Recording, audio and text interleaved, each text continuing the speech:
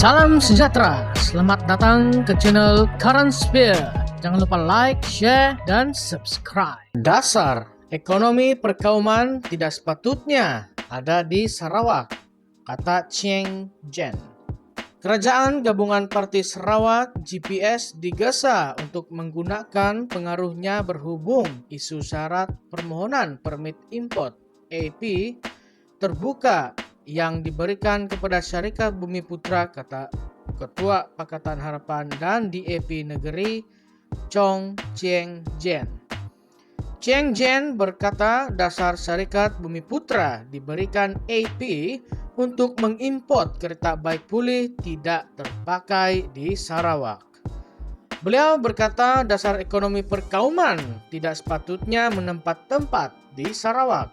Menggesa Kerajaan Premier Sarawak, Abang Johari Openg, untuk memimpin negeri dengan beralih daripada dasar berasaskan kaum kepada dasar berasaskan merit, Chong berkata ia adalah peluang bagi kerajaan negeri GPS membuktikan keberanian mereka serta mendakwa ia tidak mengamalkan dasar berasaskan perkauman. Chong berkata, walaupun beliau sedar pemberian AP adalah di bawah Kementerian Pelaburan, Perdagangan dan Industri (MITI), Sarawak mempunyai pengaruh kuat ke atas kerajaan persekutuan melalui 5 menteri dan seorang timbalan Perdana Menteri. Beliau juga merujuk kepada kes terdahulu di mana Sarawak berjaya mengubah dasar kerajaan persekutuan seperti mana semua kontrak kerajaan dengan nilai RM50 juta ke bawah yang sebelum ini akan dilaksanakan oleh kerajaan persekutuan kini dilaksanakan oleh kerajaan negeri. Oleh itu, tidak mustahil bagi kerajaan negeri untuk menentukan dan menuntut dalam pemberian AP kepada syarikat untuk mengimport kenderaan yang dibaik pulih, manakala di Malaysia Barat, MITI boleh mengekalkan kriterianya bahwa ia mestilah Syarikat Bumiputra, tetapi di Sarawak tidak semestinya Syarikat Bumiputra. GPS Sarawak harus menunjukkan kepada kita, rakyat Sarawak, dan seluruh negara bahwa ia benar-benar tidak mematuhi dasar berasaskan kaum dan ia bersedia untuk memimpin melalui teladan, katanya. Beliau merujuk kepada pengumuman MITI baru-baru ini bahwa ia akan memberikan permohonan AP terbuka untuk Syarikat Bumiputra mengimport kenderaan yang dibaik pulih ke dalam negara.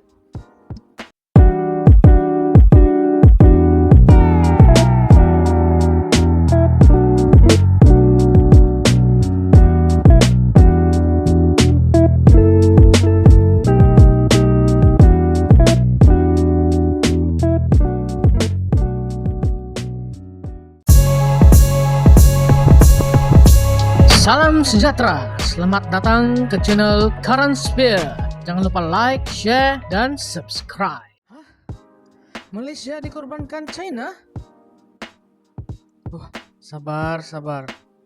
Perdana Menteri kita Anwar kata, tidak perlu bimbang. Kuala Lumpur, rakyat tidak perlu bimbang atau takut dengan penguasaan China dari segi ekonomi, ketenteraan, dan teknologi. Karena Malaysia mempunyai pendirian neutral atau berkecuali dalam menentukan hala tuju negara. Perdana Menteri Datuk Seri Anwar Ibrahim berkata, propaganda dan naratif yang diwujudkan sesetengah pihak harus disangkal kerana keazaman Malaysia untuk menjalinkan kerjasama ekonomi bukan sahaja dengan China, malah negara-negara lain. Ujarnya, kerjasama bersama China melangkaui perdagangan dan pelaburan apabila pandangan mengenai isu semasa telah dibincangkan bagi manfaat kedua-dua buah negara. Orang kata, Malaysia adalah sebuah negara yang ekonominya semakin berkembang. Jangan biarkan China menyalahgunakan, mendapat keistimewaan atau memeras ugut negara. Saya kata tidak.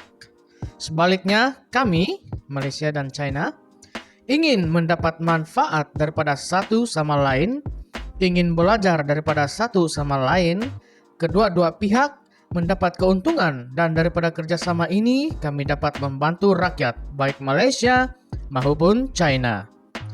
Kebimbangan kita hari ini adalah masa depan anak-anak kita.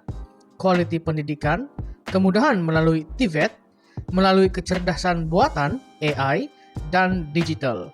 Semua isu ini kita bincangkan bersama dengan China.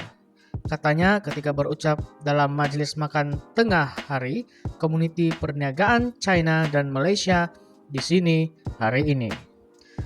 Tambah Anwar, sikap kepimpinan China yang sangat mesra, berbudi bahasa, penuh hormat menghormati, dan memahami perbezaan budaya adalah sangat berbeza seperti yang digambarkan di tempat lain. Malah kata Anwar, sepanjang perbincangan berjam-jam lamanya dengan Perdana Menteri China, Li Qiang, tidak terlangsung kelihatan sombong, bersikap merendah-rendahkan atau ultimatum. Walaupun ada isu menjadi perbalahan, tetapi kita berbincang sebagai rekan kongsi yang sama rata. Sebab itu, saya ingin menggunakan peluang ini untuk meredakan kebimbangan orang lain, lebih-lebih lagi rakyat Malaysia. Dalam kebanyakan perjumpaan saya dengan ramai rekan di luar negara, terutamanya Barat, soalan asas yang ditanya ialah sama ada hubungan komprehensif dan strategik dua hala yang dipertingkatkan bersama China akan mengorbankan Malaysia sebagai sebuah negara kecil. Saya telah beri jaminan kepada mereka berdasarkan sejarah terdahulu dari zaman Maharaja di China dan Sultan di Melaka. Tetapi mereka yang wujudkan naratif ini menolak, malah bertubi-tubi soalan dan propaganda lain dibangkitkan, ujarnya. Nah, jadi apa kata kalian? Adakah keputusan Perdana Menteri ini satu keputusan yang akan membawa hala tuju yang lebih besar kepada negara kita? Ataupun sebaliknya? Utarakan pendapat Anda semua di ruangan komen. Terima kasih.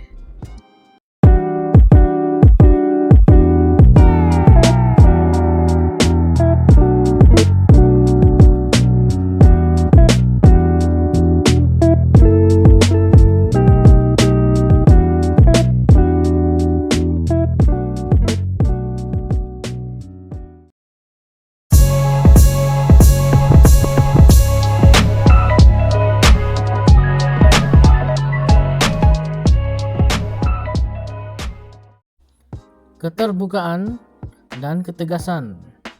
Ini adalah antara ciri-ciri yang kita perlu untuk memastikan negara kita kekal stabil. Manakala pengampu atau penjilat adalah antara jenis-jenis orang yang bagi saya hanya merugikan untuk kita. Orang-orang seperti ini, mereka hanya akan mementingkan diri mereka sendiri dan hanya fokus untuk kebaikan mereka sendiri semata-mata dan tidak kisah terhadap orang sekeliling mereka. Apakah pendapat Anda tentang perkara ini?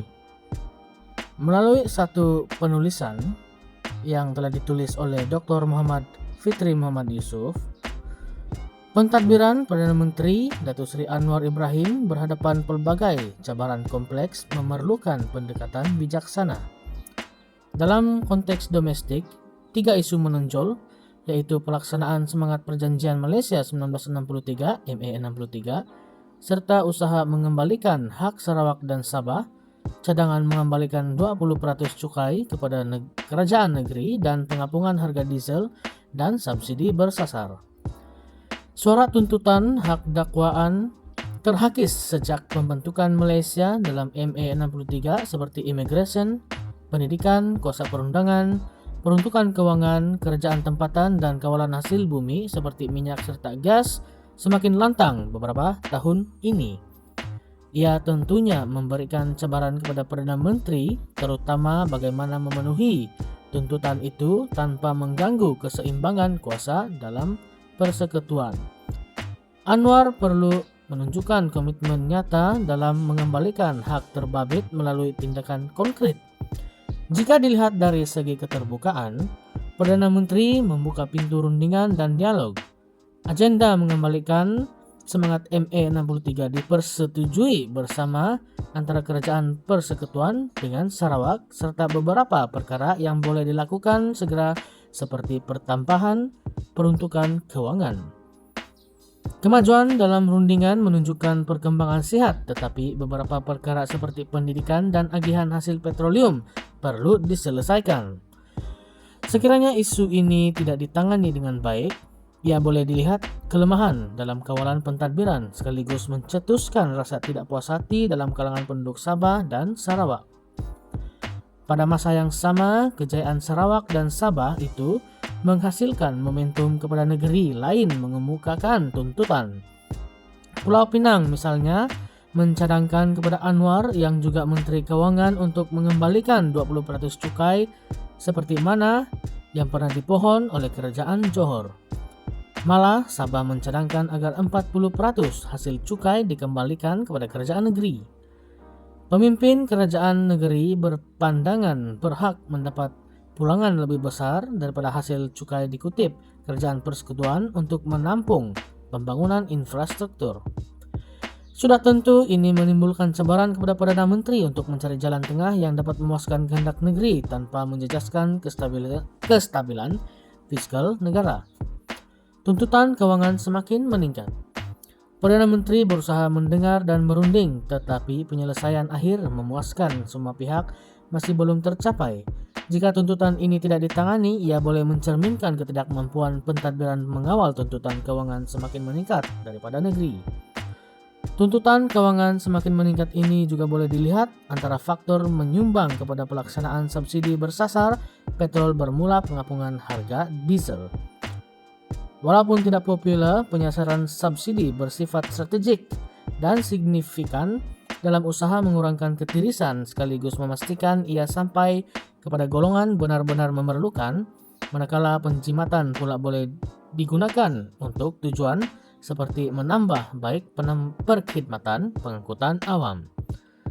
Namun, cabaran utama adalah bagaimana mengurangkan rasa tidak puas hati dalam kalangan rakyat, terutamanya golongan berpendapatan rendah dan menengah yang mungkin terkesan daripada kesan limpahan akibat kenaikan harga bahan api.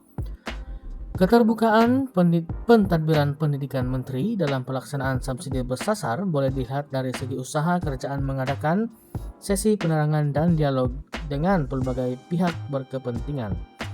Malangnya, ada pihak tertentu sengaja memutarbelitkan fakta hingga menimbulkan kegusaran rakyat. Justru jika hal ini tidak diurus dengan baik, ia boleh dilihat sebagai kegagalan dalam mengawal pelaksanaan dasar berimpak tinggi. Daripada analisis ketiga-tiga isu ini, terdapat petunjuk pentadbiran Perdana Menteri berhadapan cabaran agak getir menyelamatkan negara di belenggu hutang sekitar 1,5 triliun juta ringgit. Namun, keterbukaan pentadbiran dapat dilihat melalui usaha berunding dan mendengar pandangan pelbagai pihak, tetapi ia perlu disertai tindakan konkret dan hasil memuaskan untuk mengelakkan kerajaan dilihat hilang kawalan. Perdana Menteri perlu menunjukkan kepimpinan tegas dan berwawasan, tetapi memastikan tindakan diambil berteraskan keadilan dan kemampuan untuk mengelakkan ketidakstabilan jangka panjang. Realitinya, dalam dunia politik dinamik, keupayaan mengadaptasi dan mengurus perubahan dengan sikap adalah kunci kepada kejayaan pemimpin. Penulis adalah pencerah kanan Pemikiran Kritis dan Kreatif College Profesional Baitul Mal Kuala Lumpur.